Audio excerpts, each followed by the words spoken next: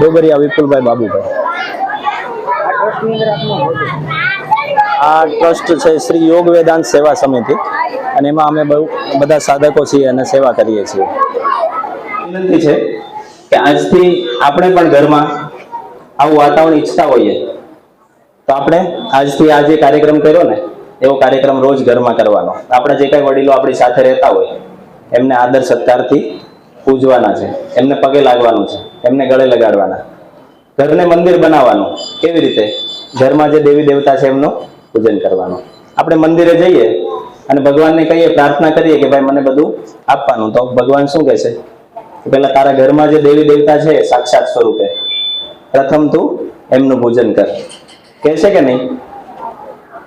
આપણે આપણા બાળકોને ક્યારેક કાન પકડતા હોઈએ, ખીજાતા હોઈએ, શું કામ? આપણને બાળક નથી ગમતું એટલે શું કામ ખીજાય આપણે બાળકને? કારણ કે એ આગળ જઈને સારા સંસ્કારોથી સુસજ્જિત થાય, ખોટું ન કરે, ભૂલ કરે તો આપણે કાન પકડીએ। તો આપણને પણ આપણા વડીલો ક્યારેક કંઈ કહેતા હોય તો એમાં આપણે એવું સમજવું જોઈએ કે ભાઈ આપણા માટે સારું છે અને સારું કહેતા હશે। તો એવી જ રીતે જે આપણે બાળકો પાસે અપેક્ષા રાખીએ ને એ આપણે પણ કરવું પડશે। આપણા ભારતીય સંસ્કારો જે છે એ આપણે બાળકોને આપતા રહેવા પડશે। શાસ્ત્રો અને સંસ્કાર એ સાથે હોય ને બાળકની પાસે તો કોઈ દુનિયાની કોઈ એવી તાકાત નથી એમને આગળ વધતા રોકી શકે। સંપત્તિ કદાચ નહીં હોય પણ સંસ્કાર હશે તો બાળક ક્યારેય કોઈ ક્ષેત્રે ઢીલું નહીં પડે, નબળું નહીં પડે। સંપત્તિ તો આજે કદાચ આપી અને કાલ જતી પણ રહી, પણ સંસ્કારો આપ્યા છે એ ક્યારેય જશે ક્યારેય? દુનિયાના કોઈ પણ ક્ષેત્રે બાળક જતું રહી। આજે વિદેશ જવાનો ટ્રેન્ડ છે, બાળક વિદેશ ગયું અને કઈ આમ તેમ પરિસ્થિતિ થઈ તો એને શું રક્ષણ કરશે? ત્યારે માતા પિતા તો સાથે નથી, પણ એને સંસ્કારો જે આપ્યા છે ને, શાસ્ત્રોનું જ્ઞાન આપ્યું છે એ કામ કરશે। ત્યારે એને સમજાશે કે શિવાજી અને મહારાણા પ્રતાપ એ લોકોના જીવનમાં પણ નબળી પરિસ્થિતિઓ આવી હતી, ત્યારે એ લોકો શું કરતા, ત્યારે એ લોકો શું વિચારતા। અત્યારે હાલની જે પરિસ્થિતિ છે ને એ મોબાઈલનો યુગ છે, બધાને ખ્યાલ છે। તો મોબાઈલમાંથી આપણને સારું અને નબળું બેવ મળતું હોય। મોબાઈલ એક જોતા એક ફાયદો પણ છે અને નુકસાન પણ છે। નુકસાન એટલે કે ભાઈ એમાંથી ન જોવાનું બાળક જોતું હોય, આપણને ખ્યાલ પણ નથી, આપણી નજર નથી બાળક સામે કે બાળક શું કરી રહ્યું છે। આપણે ફોન આપી દીધો ને આપણે બાળકથી છૂટી ગયા, બાળક શાંતિથી બેઠું છે, આપણે આપણું કામ કરો, પણ આપણે ધ્યાન આપવું પડશે। બાળક ન જોવાની વસ્તુ જોઈને ન કરવાના કામો કરશે તો કોની કાળજી કોને રાખવાની છે? આપણે જ રાખવાની છે ને। અને શું થઈ રહ્યું છે અને ભવિષ્ય આનું શું છે એ તમને ખાલી એક બતાવું। મોબાઈલ અને શાસ્ત્રમાં એવું છે કે એક એક પત્તું ફેરવતા જઈએ અને એક એક લીટી વાંચતા જઈએ। શાસ્ત્ર શીખવાડે છે ધીરજ અને મોબાઈલ શીખવાડે છે ઝડપ। ઝડપ એટલે કે ભાઈ કોઈ પણ કાર્ય છે એ ઝડપથી થવું જોઈએ। મારે પૈસા વાળું થવું છે તો હું કાલે જ પૈસા વાળો થઈ જાઉં, તો એ શક્ય નથી। જીવન શું છે? પુસ્તક જેવું છે, એક એક લીટી વાંચતું જવું પડશે અને પત્તા ફેરવતા જવા પડશે। પણ મોબાઈલમાં તો કેવું છે, એક ક્લિક કરી અને તરત જ આવી ગયું। તો મોબાઈલ શું શીખવાડે છે બાળકને? ઉતાવળ શીખવાડે છે વગર કારણની। આપણે શું શીખવાડવાનું છે? પુસ્તક શીખવાડવાનું છે, પુસ્તક જેવું બનતા શીખવાડવાનું અને પુસ્તક વંચાવવાના છે, એવી આદત પાડવાની। સારા સારા પુસ્તકો શીખવાડવા પડશે, વંચાવવા પડશે બાળકને પાસે બેસીને, આપણે પણ વાંચવા પડશે। આપણે એવું ઈચ્છીએ કે બાળકને સુસંસ્કાર મળે તો આપણે એના માટે થોડી મહેનત કરવી પડશે। આપણે આંબો વાવો હોય તો એમ જ ન ઉગે, બાવળ વાવો હોય તો એમને ઉગી જાય ગમે ત્યાં કોઈ પણ જગ્યાએ, પણ આંબો વાવો હોય તો એનું જતન કરવું પડે ને। મીઠા ફળ જોઈએ તો શું વાવવું પડે? આંબો વાવવો પડે। કાંટાળું વૃક્ષ એમ જ ઉગી જાય ને એને કાંટાળું વૃક્ષ કહેવાય, એને બધાને નડતું ફરે, એને કોઈ નડે નહીં। તો એવી રીતે આપણે આંબાની ફરતે કાંટાવાળી વાડ કરશું સુસંસ્કારોની। કુસંસ્કારોથી દૂર રાખવા છે બાળકોને, તો શું કરવું પડે? તો સુસંસ્કારો આપવા પડે। હવે અત્યારે ફાસ્ટ ફૂડનો જમાનો, છોકરાઓને એમ કે આ કેડબરી ને એવું જ ભાવે, પીઝા ભાવે, ન ખાવાની વસ્તુ બધી ખાવી જ છોકરાઓને, તો શું કરવાનું? તો હવે આપણે માતા પિતાએ જાગૃત થવાનું કે આ જે કેક છે તો કેકમાં શું આવે? ઈંડા આવે અને બ્રેડ આવે। બ્રેડ શેનાથી બને? મેંદાથી।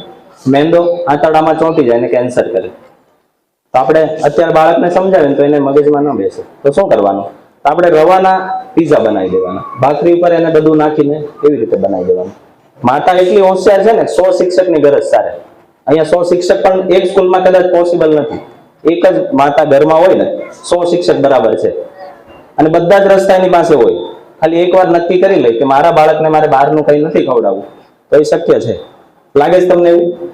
આપણું એક જ બાળક સાચવવાનું છે. વિચાર કરો, એક જ બાળકને આપણે સાચવવાનું હોય અને એને સારામાં સારું મજબૂત બનાવવું હોય, કોઈ એક માં નક્કી કરી લે તો શક્ય જ છે ને. એનું પોતાના બાળકને એવું વિચારી લે. જીજાબાઈ હતા, શિવાજીનું વિચારી લીધું ભાઈ શિવાજીને મહાન બનાવવા છે. પિતાજી એની સાથે નહોતા રહેતા, તો શિવાજી કેટલા મહાન બન્યા કે 19 વર્ષની ઉંમરમાં પેલો ગાય લઈને જતો હતો કાપવા માટે, એનું દોરડું કાપી નાખ્યું અને કિલ્લો જીતી લીધો. દોરડું કાપીને ગાયને બચાવી લીધી અને કિલ્લો પણ જીતી લીધો. કેટલું સાહસ! કેમ? પારણામાંથી એને એવા સંસ્કારો આપ્યા હતા, માતાએ જ આપ્યા હતા. પિતા નહોતા સાથે રહેતા. આજે માતાઓ જ બધી હાજર છે, એટલે જ માતાઓની વાત કરું છું. માતામાં અદમ્ય સાહસ છે. પોતે પણ કંઈક શીખો, વાંચો, પુસ્તકો વાંચો અને બાળકને શીખવાડો. આપણે કોઈની ગરજ સારવાની જરૂર નથી, બીજા કોઈ તહેવારો કે બીજા કોઈ દેશની. આપણા ખુદના દેશમાં, આપણા ભારત દેશમાં એટલી મહાન સંસ્કૃતિ આપણી પાસે છે, એટલા ઋષિમુનિઓ છે, એટલા સંતો અને મહાપુરુષો છે આપણા ભારતીય, કે લોકો એનું જીવન ચરિત્ર વાંચીને એ લોકો મહાન થશે. આપણે એમના જીવન ચરિત્રોમાં કંઈ લેવાનું જ નથી. શું કામ વાંચીએ? નાતાલ શું કામ ઉજવીએ? આપણે 40 તહેવારો ભારતીય સંસ્કૃતિમાં છે, તો આપણા તહેવારો ઉજવીએ અને બાળકને શીખવાડીએ કે હોળીનો તહેવાર શું કહેવા માંગે છે. શાસ્ત્રો વાંચ્યા હશે ને તો ખ્યાલ આવશે કે હોળી શું કહેવા માંગે. હોળી પ્રગટાવીએ ને તો એનું જે આગ લાગે ને, તો આગથી શું થાય? શિયાળો જે આવે ને ત્યારે આપણે બધા પાક ખાધા હોય ઘી વાળા, એનાથી કફ બને શરીરમાં. શરીરને પ્રોટીન ને બધું શક્તિ તો મળે જ, પણ સાથે કફનું પણ બને ને સાથે. તો એ કફને ઓગાળવા માટે એ હોળીની આપણે પ્રદક્ષિણા કરીએ. એનાથી શું થાય? કફ ઓગળે અને મળ દ્વારા નીકળી જાય. અને બીજા દિવસે ધૂળેટી આવે, તો ધૂળેટીના દિવસે આપણે રંગોથી રમીએ. ગુલાલ છે, કેસુડો છે, આવા બધા. આ જે કૃત્રિમ રંગો આવ્યા ને તો ખરેખર બરબાદ કરનાર છે. એનાથી તો રમવું જ ન જોઈએ. આમળા છે એનાથી કાળો કલર બને, આપણે જે હળદર છે એનાથી બી કલર બને. કેસુડો સૌથી વધારે ફાયદો કરે અને અત્યારે માર્કેટમાં મળે પણ છે. કેસુડાથી શું ફાયદો થાય એ તમને કહું. સપ્ત ધાતુનું સંવર્ધન થાય. શરીરની અંદર સપ્ત ધાતુ હોય, એ બેલેન્સ રહે ને તો શરીરમાં કોઈ રોગ થાય જ નહીં. તો કેસુડાથી શરીરમાં એટલી શક્તિ આવે. કેસુડાથી નાહવામાં આવે ને તો સૂર્યના કિરણો સીધા પડવા મળે હોળી પછી. તો એ સીધા કિરણો જ્યારે પડે ને ત્યારે શરીરને નુકસાન કરતા હોય, પણ આનાથી નાહીએ ને હોળી પછી ધૂળેટીના દિવસે, તો એનાથી શરીરમાં તડકો સહન કરવાની શક્તિ મળે. અને બીજી એક વસ્તુ, આજે આપણું મગજ છે ને એ કોમ્પ્યુટરની ભાષામાં CPU કહેવાય. આપણું માથું, દરેક વસ્તુના ત્યાંથી તરંગો જતા હોય. આપણા શરીરમાં કંઈ વાગે ને તો એ ત્યાં જ ખબર પડે, અને ત્યાંથી જ બધા. તો એને સાચવવું જરૂરી કે ભાઈ એને તડકાની અંદર તપવા નહીં દેવાનું. બાળક ગમે ત્યારે બહાર નીકળે ને તડકાની અંદર તો એને ટોપી હંમેશા પહેરાવવી. માતાઓ માથે ઓઢીને નીકળે, તમને ખ્યાલ હશે, તમે નીકળો ત્યારે માથે ઓઢેલું જ હોય છે. આપણી કેટલી સંસ્કૃતિ મહાન! આપણે કોઈને પગે લાગ્યું ને તો પેલા આપણે છેડો લઈ લઈએ માથા પર. આ બધા સંસ્કારો છે આપણા. તડકાની અંદર બાળકનું માથું ખુલ્લું રહે, આંખને, કાનને, નાકને, આ બધાને નુકસાન કરે. આ બધું જ મસ્તકની અંદર જ છે. તો માથું ક્યારેય તપવા દેવાનું નથી. ઉનાળામાં તો ખાસ તડકાની અંદર ક્યારેય ખુલ્લા માથે બાળકને રોડ પર જવા નથી દેવાનું. ધૂળેટીની વાત કરી, કેસુડાથી નાહવાનું કીધું, અને મુલતાની માટીથી નાહવાનું. તો આ બધી વસ્તુ કેવી છે કે શરીરમાં ફાયદો કરે. હવે તિલક આપણે શું કામ કરીએ? રોજ તિલક કરવાનું કહીએ. તિલકથી શું થાય? આજ્ઞા ચક્ર આવે. શરીરમાં 7 ચક્રો છે. જેવી રીતે સપ્ત ધાતુ છે ને એવી રીતે 7 ચક્રોથી આપણું શરીર બનેલું છે. તો અહીંયા આજ્ઞા ચક્ર આવે. ત્યાં તિલક કરીએ એટલે શરીરમાં કોઈ જાતના રોગ થાય નહીં. માથાના રોગ તો બને ત્યાં સુધી થાય જ નહીં. અને બુદ્ધિ શક્તિનો વિકાસ થાય. બાળકોનું મન ત્યાં કેન્દ્રિત રહે. નબળા વિચારો ક્યારેય નહીં કરે બાળક. આજે તો ઘણા નાના બાળકો છે, પણ આ બાળકો મોટા થાય ને તો અત્યારથી જ આપણે એને બધું શીખવાડવું પડશે. પગે લાગે ને, માતા પિતાને પગે લાગે ને તો સૂર્ય અને ચંદ્ર ગ્રહ મજબૂત થાય બાળકોના. માતાને પગે લાગે તો ચંદ્ર ગ્રહ મજબૂત થાય, અને પિતાને પગે લાગે તો સૂર્ય ગ્રહ મજબૂત થાય. આ બધું શાસ્ત્રમાં કેટલું કેટલું છુપાયેલું છે. બસ થોડું થોડું જ ખાલી કરવાનું છે, એમાં ટાઈમ પણ વધારે નથી લાગતો. સૂર્યનારાયણને જળ ચડાવવાનું, સૂર્યનારાયણને જળ ચડાવીએ ને તો એનાથી પણ સપ્તરંગોનું આપણા શરીરમાં સંવર્ધન થાય. આપણે જળ ચડાવતા હોઈએ અને એમાંથી જે કિરણો પસાર થઈને આપણા શરીરને લાગે ને એનાથી પણ રોગોથી મુક્તિ મળી જાય. કરવું પડશે બધું, હા કે ના? બધા ધ્યાનમગ્ન થઈ ગયા હોય એવું લાગે છે. આ બધું કરવું પડશે. આપણા નાના નાના બાળકો છે એને આપણે મહાન બનાવવા છે. આપણું ભારત છે ને એનું ભવિષ્ય છે આ બાળકો. ભારત દેશમાં જે આ બાળકો નાના નાના હોય ને એ જ બધા વડાપ્રધાન ને મોટા મોટા આઈપીએસ અધિકારીઓ જે બને છે ને આવડામાંથી જ બને છે. એમાં કઈ બહારથી કઈથી નથી આવતા. આપણા દેશના બાળકો વિદેશોમાં જઈને ત્યાં પણ મેન પોસ્ટ પર કામ કરે છે. બોલો, સંસ્કૃત ભાષા પણ એટલી આપણી અહીંયાની મજબૂત છે કે સંસ્કૃત ભાષાના કારણે આપણું આઈટી ક્ષેત્ર મજબૂત છે. બોલો, વિદેશોમાં લંડનમાં અત્યારે સંસ્કૃત શાળાઓ શરૂ થઈ, માનશો તમે? અને આપણે શું કરીએ છીએ? હજી વિદેશી તહેવારોની ગુલામી કરીએ છીએ. બોલો, કરીએ છીએ કે નહીં? આપણે તો જો કે નથી કરતા, પણ જે કરતા હોય એને બંધ કરી દેવાના છે. આપણા તહેવારો જ એટલા છે અને બધામાં જ ફાયદો છે. નવરાત્રી ઉજવીએ, ખબર છે બધાને નવરાત્રીનું પણ કેટલું મહત્વ. ત્યારે કૂદવામાં આવે, નાચવામાં આવે, જે ગરબા કરવામાં આવે તો એનાથી પણ આપણા શરીરમાં ફાયદો થાય. આપણે પૂનમ આવે ને, શરદ પૂનમ, ત્યારે આપણે ખીર ખાઈએ રાત્રે. શું કામ? ખીરથી પિત્તનું શમન થાય. ત્યારે પિત્ત પ્રકૃતિ થઈ ગઈ હોય ત્યારે આપણે એ ખાઈએ ને તો એનાથી પિત્તનું શમન થાય. એટલે શરીરમાં ફાયદા સાથે બધા જ તહેવારો ગોઠવેલા છે. આગળ હવે હું વિનંતી કરીશ કે તમારામાંથી કોઈ આવે અને બે શબ્દ કહે. આપણી ભારતીય સંસ્કૃતિ એટલી મહાન છે કે જ્યારે વિદેશોમાં શિક્ષણ પદ્ધતિ શું કહેવાય એ કોઈને ખબર ન હતી, ત્યારે ભારતની અંદર તક્ષશિલા અને નાલંદા જેવી વિશ્વવિદ્યાલયો હતી. નાલંદા વિશ્વવિદ્યાલયની અંદર 5000 પ્રોફેસરો હતા. કેટલા?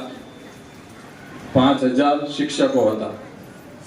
તો વિચાર કરો તમે કે ભણવા વાળા વિદ્યાર્થી કેટલા હશે?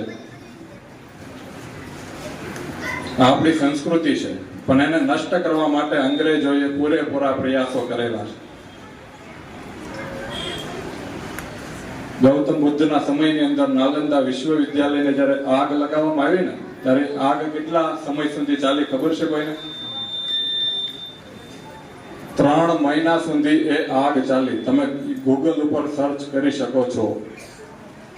3 મહિના સુધી આગ લાગી. વિચાર કરો તમે સ્કૂલ કેવી હશે.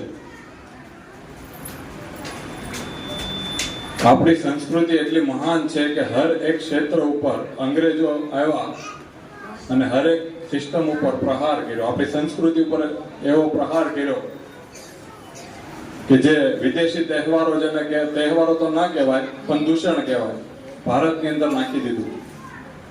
તો આ દૂષણો કયો કે આ ફેબ્રુઆરી મહિનો ચાલે છે. કેટલા બધા ડે આવે આમાં? Valentine day, propose day, rose day, hug day. આજે ખરેખર આપણે હગ ડે કર્યો કે આપણા બાળકોને ગળે લગાવ્યા. આને કહેવાય કે બીજો હગ ડે કહેવાય. કહેવાનો મતલબ એમ છે ચોકલેટ ડે, કે જે વસ્તુ આપણા ડે નથી. પાશ્ચાત્ય સંસ્કૃતિનું આંધળું અનુકરણ છે. આની જડ મૂળને ઉખાડીને ફેંકી દેવાની છે. આ કોણ કરી શકે? આપણે જ કરવું પડશે. આપણી આવનારી પેઢીના ભવિષ્ય માટે આ દૂષણોને આપણે જડ મૂળમાંથી ફેંકવા માટેના હર એક પ્રયાસ કરવાનો છે. આપણે આપણી ભારતીય સંસ્કૃતિની અંદર 25 ડિસેમ્બરે નાતાલ ઉજવવાનો નથી. આપણે શું ઉજવશું? તુલસી પૂજન દિવસ. 14 ફેબ્રુઆરીએ માતૃ પિતૃ પૂજન દિવસ ઉજવવાનો છે. આજે જે આપણે કાર્યક્રમ કર્યો ને એ 14 ફેબ્રુઆરીએ ઉજવવાનો છે, માતા પિતાના પૂજન દિવસ નિમિત્તે. કરોડો રૂપિયાનો ખર્ચો થાય છે સેટેલાઇટ બનાવવામાં. થાય કે ન થાય? અને એનો ઉપયોગ ક્યાં થાય ખબર? સૂર્યગ્રહણ ક્યારે થાય છે અને ચંદ્રગ્રહણ ક્યારે થાય છે, કયા વિસ્તારમાં કયા સમયે થાય ને એ જોવા માટે કરોડો રૂપિયાનો સેટેલાઇટમાં ખર્ચો કરવામાં આવે છે. જ્યારે આપણું હિન્દુ પંચાંગ સંતો મહાપુરુષોનું કેવું દિવ્ય વિજ્ઞાન હશે. વિચાર કરો તમે, 20 રૂપિયાનું કેલેન્ડર બતાવી દેશે કે ક્યારે ચંદ્રગ્રહણ હોય છે અને ક્યારે સૂર્યગ્રહણ હોય. વિચાર કરો તમે. આ દેશના સાધુ સંતો વૈજ્ઞાનિક હતા, પણ કોઈ એને વર્લ્ડ રેકોર્ડ ની અંદર, ગિનિસ બુક ની અંદર રેકોર્ડ નથી કરાવ્યો. કેમ કે માનની ઈચ્છા ક્યારેય નહોતી સાધુ સંતોને, અને અપમાનનો ક્યારેય ભય નથી રહ્યો. કેમ કે એની આત્મામાં, એની પરમાનંદ ની અંદર મસ્ત હોય છે. એટલે વિદેશથી જે લોકોના નામો આવે છે ને, એ બધાના નામો ખાલી કહેવા પૂરતા છે. બાકી નવગ્રહો, આ બધી વસ્તુ આપણા શાસ્ત્રમાં લખેલી છે. વૈજ્ઞાનિકોએ જે સંશોધન કર્યું ને, એ દરેક વસ્તુ લખેલી છે. વિમાન બનાવવાની ટેકનિક 300 પ્રકારની લખેલી હતી નાલંદા વિશ્વવિદ્યાલયની અંદર. અને એની અંદરથી નાસાના વૈજ્ઞાનિક લોકો વિમાન બનાવે છે, અને એની અંદરથી હજી 175 જેટલા વિમાન બનાવી ચૂક્યા છે. 300 પ્રકારના માંથી 175. વિચાર કરો તમે. ખબર નથી પડતી કે આ કઈ રીતે વિમાન બનાવ. વિચાર કરો, એ લેંગ્વેજમાં લખેલું છે. કહેવાનો મતલબ એ છે, આ આપણી સંસ્કૃતિ છે. કેવા કેવા મહાપુરુષો થઈ ગયા. ભગવાન બુદ્ધ, મહાવીર સ્વામી, સ્વામી લીલાશાહ બાપુ, સ્વામી વિવેકાનંદ, સંતો મહાપુરુષોની ભૂમિ છે આ. કેવા વીર યોદ્ધાઓ થઈ ગયા. માથું કપાઈ ગયું, ધડ લેડું. વિચાર કરો તમે. આપણે એની સંતાન છીએ, અને આપણે આવા ડે ઉજવીએ ને, એ ખરેખર આપણે શર્મની વાત કહેવાય.